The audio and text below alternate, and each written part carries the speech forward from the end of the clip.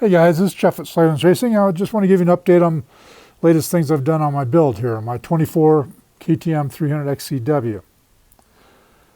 I absolutely love the motor on this bike. I absolutely love the whole bike now that I've got the suspension working well and the motor tweaked to fit my needs. This is the best bike I've ever owned by a long shot. So the motor, let's focus on that today.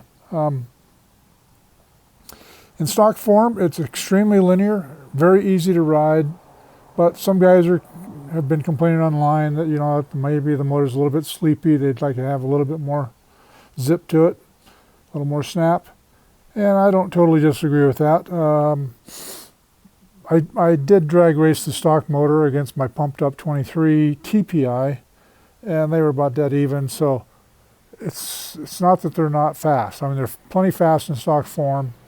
But the linear power delivery does tend to make them feel slightly slower, but they're not. But what I wanted, and my goal was, in pumping up the motor just a little bit here, was to make it to where it had just a little more snap to it when I wanted to wheelie up over like a big step up, a log, wheelie across a small ditch, those types of things where I wanted that instant snap. But I didn't want to lose that stock linear power band. I mean, that is the ideal power band for trail riding and for hard enduro riding. And this motor, the way I've got it built now, I think is premium for hard enduro. I don't know that you could get any better. All right, so what I've done is I raised the compression on it. You can see this head insert sitting over here on the seat. That's the stocker. So I raised the compression for this elevation, 37 pounds. I might even raise them a little bit more, I'm not sure yet. We've got those high compression head inserts in stock now for low elevation applications as well as high elevation applications. Obviously, the one that I use raises the compression more than what you would want to do at sea level, because we don't want to get into that situation where you have to run race gas. Pump premium is what I like to run, and it just makes it more convenient and less expensive. All right, so raising that compression, that's always the first thing I go to up here, pretty much for any motor. It's always going to give more bottom end and mid-range without changing the power band characteristics. So when I raise the compression, the motor has more power, more torque than it had before, but the power band is still extremely linear. It feels like the stock motor with more. And it's still extremely easy to ride. I think it made it easier to ride actually, because now I can loft the wheel a little bit easier at times when I need to. And like I mentioned, it still runs on pump gas. So anyhow, all right, from there, actually before I did that change, I also changed the gearing on the bike, because the XC-W doesn't have its own transmission anymore. It's the same as the XC. It's the same as the 23 XC or TX Husky and the 24 XC and TX, as well as this also applies to the 24 gas models, but not the 23s. All right, so they've got the same transmission, and it's not as the same transmission that they had in the past on the XCs. It's not quite as tall of a first gear, although the first gear is taller than what I wanted for what I do. When I get up at in really tight spots, trying to get up gnarly switchbacks and step ups and stuff, it was just geared too tall. That was all there was to it. So I went down.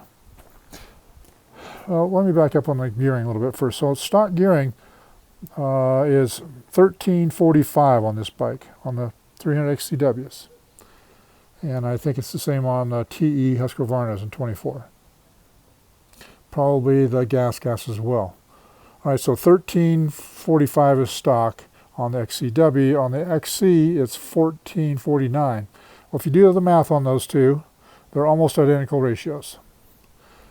All right, so I like the idea of having the smaller rear sprocket. Keeps it up out of the trail trash, keeps it from getting banged into and stuff. So I just went down on the front. Also, it's less expensive to do it that way and less work.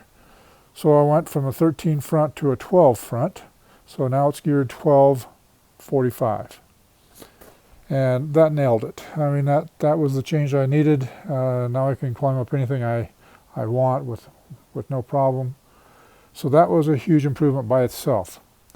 Combine that with the extra torque of the head that the head gave it, and you know, it's really made the bike so much easier to deal with in tight trails.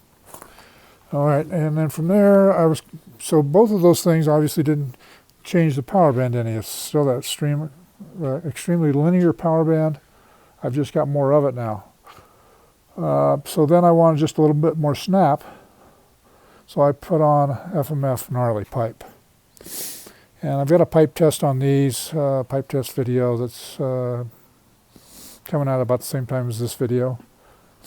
And where I tested the fatty, the gnarly, and the stalker. And I ended up going with the gnarly.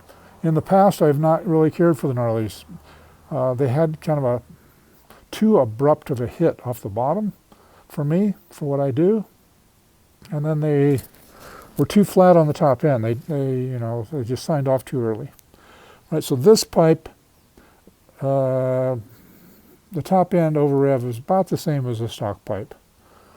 Probably slightly different, but feels real similar. The stock pipe doesn't rev real well. Some guys have complained about that. But what you got to remember is, guys, these motors are not designed for revving. If you want to rev, buy a 250 or a 125. The 300s are not designed to rev. It's a square motor, which means the bore and the stroke are the same. It's 72 by 72 millimeters. So that bore and stroke combination dictates how it's going to run. It's a mid-range motor, bottom end or mid-range. That's all there is to it. Stronger in the mid-range than anything. And that's the way KTM builds all their motors. Their street bikes, their dirt bikes, they're all basically mid-range motors. So anyhow, this pipe, it gave it a little more snap on the bottom. It gave it exactly what I wanted. Not too much, but just the right amount. So this combination, guys, of the pipe, the head, and the gearing, this is the sweetest, easiest riding bike I've ever had. I mean, it just flat works everywhere. I like the new tranny because it's closer spaced than the old W tranny. It doesn't have the top cruising speed with this gear selection, the sprocket selection. I obviously lost some top speed there, but I'm a trail rider. I don't need top speed. I do transfer sections on dirt roads and stuff, and I typically ride around 35 miles an hour when I'm doing that, because that's about what the speed limit is. So the gearing, the head, and the pipe all just turned it into pure magic. I absolutely love this setup. And I've got about 175 miles on this pipe and head and sprocket combination. I'm definitely sold on it. This is what I'm sticking with. Just a quick note here. Some guys have asked, where's my National Shock? Well, I want to know the same thing. Where is my National Shock? Well, you can see that the reservoir on this thing tucks way back in there, whereas before the reservoir was right out here. So MX Tech has had to, totally redesign the shock body, and there's fast or rapid prototyping that they did to make sure that everything fit up in there properly. Now they've got parts and pieces under manufacturing, and then the bottom part of it is different as well. The way it mounts onto the swing arm is different. So they had to totally redo the shock, and I expect to have one here probably within 30 days or so, but those things just don't happen overnight. But there will be a National Shock on this bike at some point soon. All right, guys, if you would, please like us on Instagram and Facebook, subscribe to us on YouTube, give us a shout out whenever you can. We'd love to see your pictures and your videos of where you're riding and what you're doing and your bike builds. You can send those to alec@slavensracing.com. And I believe that's all for now. Hope to see you on the trail.